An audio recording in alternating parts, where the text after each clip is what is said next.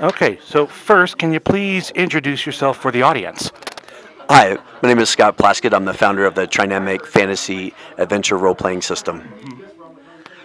And Scott, what is Trinamyk? What is the Trinamyk system? Essentially, it's a D100 modular character creation system that's a character driven rule sheet where people can, of different play styles and system style types, can sit together at the same table and play.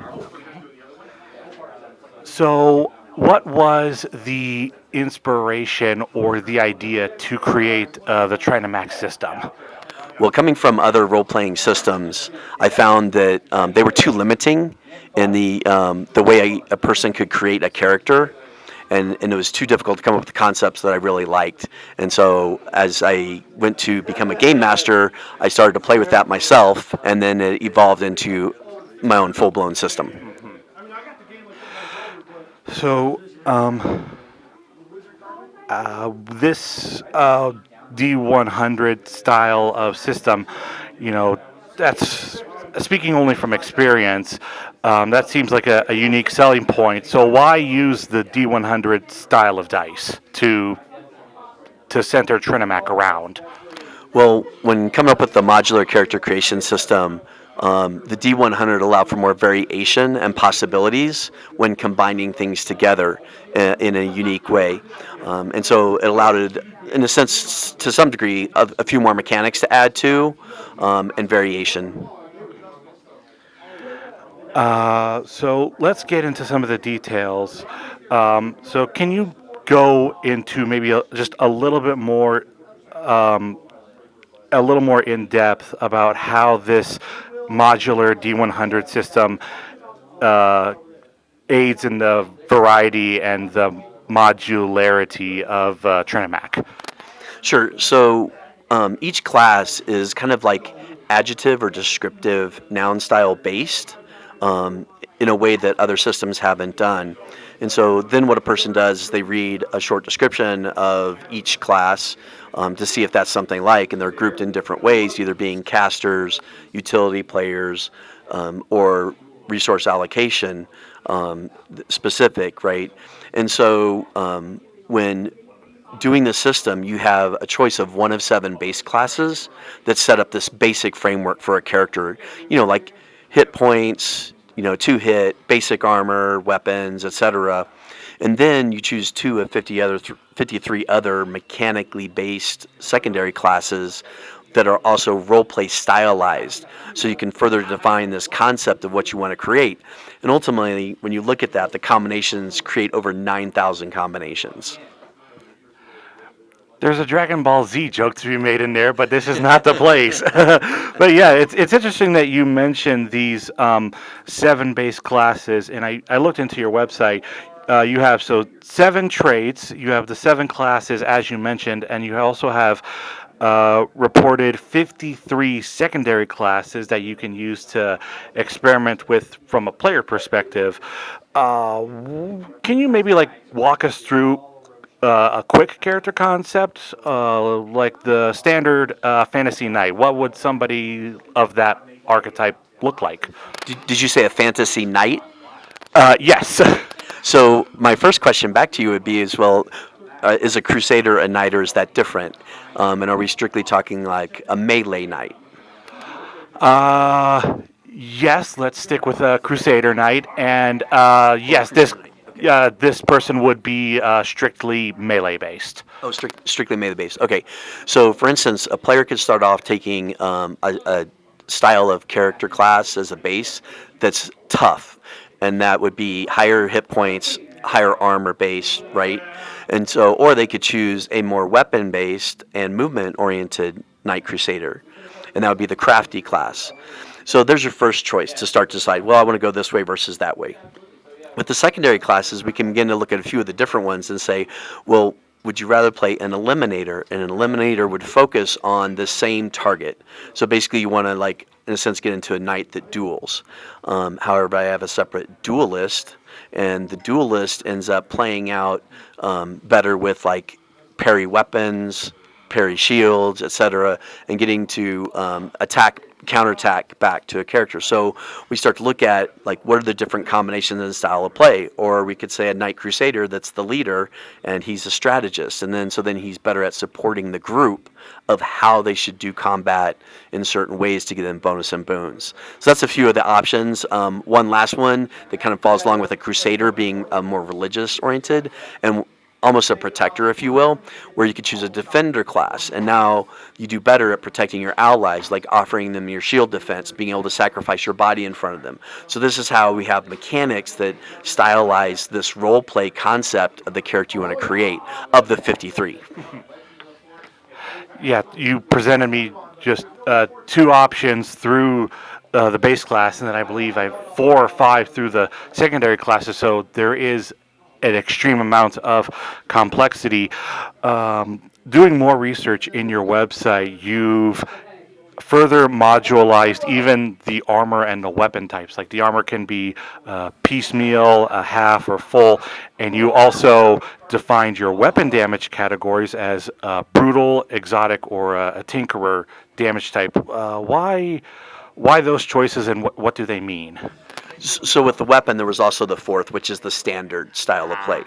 And so when we think about conceptual role playing in that, and movies we've seen, and different archetypes that we've come across, whether it's in role playing games or TV shows, we can think back to, like, for instance, Conan, and Conan being a barbarian. And then what are other types of barbarians, or these type of ruthless type of characters that are out there? And so if there is the raging secondary class allows them to go into brutal weapons. And brutal weapons, if you will, they're +1, so they do a higher damage output. They can still, based on the odds, have a lower damage output. Whereas the exotic category is more for, like, for instance, the duelist or some of these other discipline classes, that they do more consistent damage by rolling 2 dice. And those are better comparatively than the standard. And so what happens is that as a player chooses their classes, they start to open up these different categories. The Tinker is a special one because they might have something like a repeating crossbow. So while we look at the values, they have normal damage with the crossbow. Now they get this extra function from it. So they literally are playing out what are their contraptions and different types of weapons. So that's what we do with the weapons, and differentiating, but they have a category based of proficiency. So the more classes you have that get the brutal keyword, or when you use your progression point system to buy more keywords of brutal, you end up doing a higher damage output. So initially, if you just had one brutal, you'd be 1d6 plus 1, ultimately gaining up to your 1d12 plus 1. The standard weapons work the same way. As you progress up, you open up new weapon types within a certain group. So we can say just the typical sword, right? Somebody's skilled with a sword, but wielding a two-handed sword or great sword versus a long sword versus a short sword are all different. So early on, a player doesn't have access to anything. So if they take a melee utility, they start to open up, hey, I get this basic category and I get to use all these different types of weapons automatically. Swords, spears, but they're all the basic ones, like a short sword or a small axe. And then it's only doing a D3. And then they progress next category, then they choose a group and say, well, I want to be focused in swords.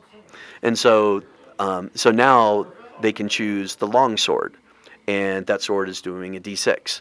And so continuing to move up the categories opens up these different possibilities. And a person that uses, in a lower category, that uses a long sword, if they actually came across a two-handed sword, it's not they can't use it. They just use it at the proficiency of their level for swords, which is the D6. So that's kind of how we go through a progression of weapons.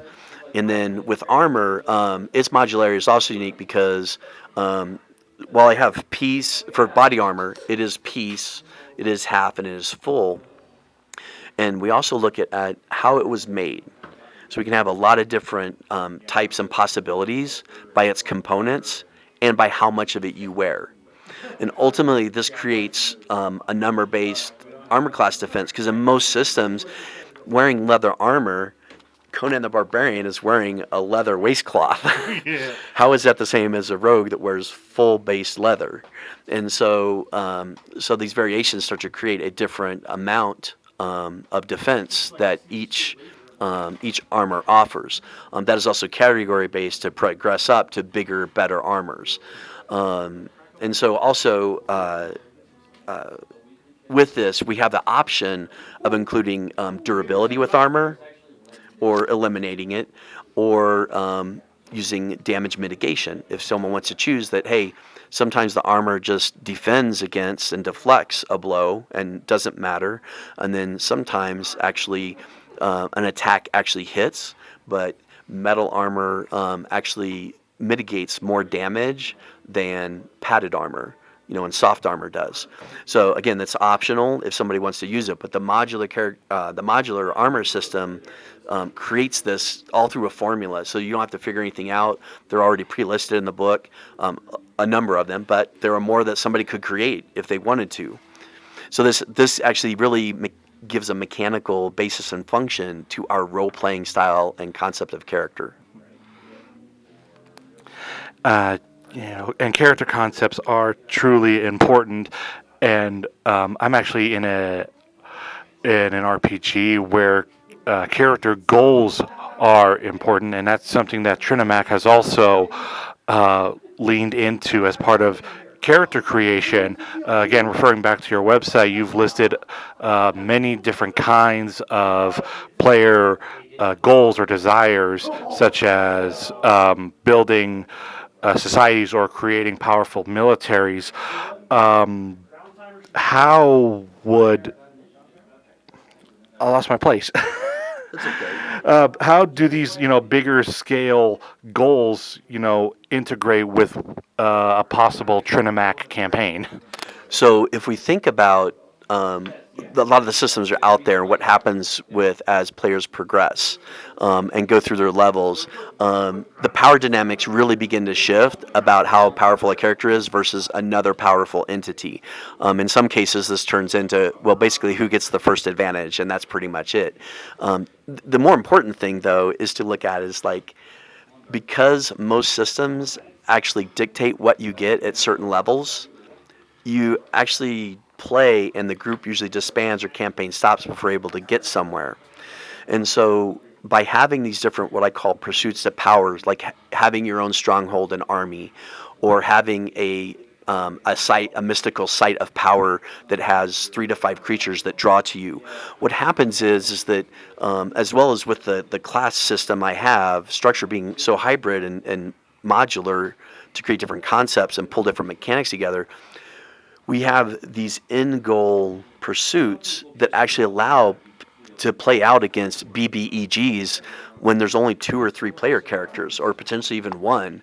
It's finally everybody else is left, but you have an army to work with, and you can use your influence and reputation to bring in other sovereigns, kings and queens, to want to work with you to actually go after a bad guy. So literally, now we can literally play these types of Lord of the Rings style sieges and army battles that we see in the movies, and defend Rohan or Helm's Deep by doing that. Certainly, an epic tale requires epic support, and all of these goals and these sites and these characters, they're held together by what is maybe the framework of a campaign or of an adventure, and that is the world they inhabit. Trinamyk uses something called the Chronicle system to help guide these adventures and these frameworks. Can you comment on the Chronicle system? Sure. So the Chronicle system is it is a framework, and it really starts with kind of either putting a group together initially of people you don't even know. You could actually run a one-shot or a prequel. A one-shot will be typical to like what most people would think, but a prequel is a one-shot, but it helps to build lore and information into what the players would be coming into in that local area when they create their characters. They begin to have some base knowledge of what's happening. And so That's the first thing. And then we run into different journeys, which are essentially kind of like a campaign play, or short quests that people would do to add in. And so what happens is in the Chronicles, you can end up doing railroad style if you want, or you actually have a guide and a lot of information and content to run a sandbox, because there are different BBEGs within one campaign, and it's usually about 4 to 6. So one might be legendary item focused, an artifact. Another might be a military type entity, a political structure, and mystique. Trying to figure out what is happening, with them. Like how are they twisting the world around them, and so within those systems of one campaign, you can play 1 or 3, and the goal is to go to a fourth, which either is a standalone or can follow on, but the fourth is a little bit bigger scale. And then most players will never address the majority of the BBGs in any one or all the other campaigns. It depends how long you're going to play, though. But by the fourth campaign, there should be at least 4 characters that finalized and finished or reached this higher epic level. And so now we do the finale. And the finale is you have, let's just call it half of the BBEGs out of 6 for each campaign. You would now have 3 per campaign. And if you played all 4, that would be 12 BBEGs. And hopefully you have a stable of 4 characters that are at the epic level, that now it's no holds barred and you throw everything you got at something. The finale is where all the cards are laid out on the table, and it's you versus the enemy, and may the best man win. Yes. And so, and actually, even like I talked earlier, if you have a stable of 4 characters, and you're the only person left still playing the campaign, and you wanted to see the finale and to get that finalization point, you have 4 different characters you can play with, all with their own pursuits to power potentially, or it's a group of 3 other people, each with 4 characters, or 3 characters that are now going to pursue that. So yeah, it becomes truly epic on a high level, and we don't worry about all the minor details anymore.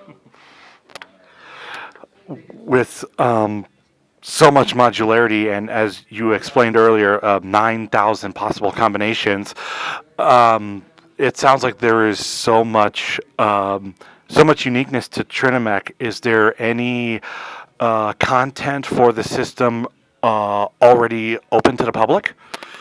Yeah, so right now I've got 2 books that are basically 80% complete. I need to go through writing in the flavor text. I need to go through formatting and editing. But as well, on my website, you can go and access some free content. And it even applies to other RPGs. So for instance, Order of the Bee is what I call an augment, which are all free, the augments. You could end up learning about a religious group and use that as backstory and flavor for your character. 90% of that would all be for that. And then 10% of that augment would be specific to my system, like a certain ability, because I have a dogmatic class that is very religious based, and you take abilities based on your god. So in this case, the Order of the Bee, I presented a stinger ability. Now, a good game host should be able to, modify and incorporate that into your system, whatever you're using. But that's to put the hook, because if you choose the Order to be in my system, you then have 10 B abilities to play out this character. That's free for the players. A game host or game master, and I prefer the term adventure master, as a challenge of me challenging the players, but also the players challenge me back. So we use a guide set versus a rule set to create these challenges. But the game master can end up downloading their version, which turns it into a cult basically. And now the players don't know what is happening beyond that, right? So that's a hook to add in later. And this is why some content relates to them and others. And this is to show people that, like, what's the kind of content that I've created previously in my campaigns and other things that I've done for people. Well, if I'm in the Order of the Bee, I say, long live the Queen. My final question for you, Scott, and thank you so much for your time. If people are interested about Trinamyc's development and they want to keep up with anything that comes out, where can they find you? Do you have any social media presence? I know I've cited your website a couple of times in this interview. It's like where can people learn about you? Okay, so the best thing to do is go to www.trinamyk, TRINAMYK.com. Subscribe as a member. I'll end up giving you an email once or twice a month, potentially even bi-monthly, to let you know, hey, I just put up 4 or 5 videos on YouTube. This is its content. Go there and see it if you want it. As well, to get the free content, that's the only thing I ask, to become a free member. And so I can email you, let you know about pre-launches and what I'm releasing, which is potentially fall of 2025 or spring of 2026. Hope to have that following. So that's the best place. I've been weak on my social media. I admit that. I've not done any. I just focused on playing RPGs and just working on my system casually. So I'm in the get up and from crawling and create social media. So you can go to YouTube. Eventually, I'll have my Discord formed. I do have a username, an account. Same with TikTok, Instagram. So don't expect much from me there. But hey, help me get those numbers up.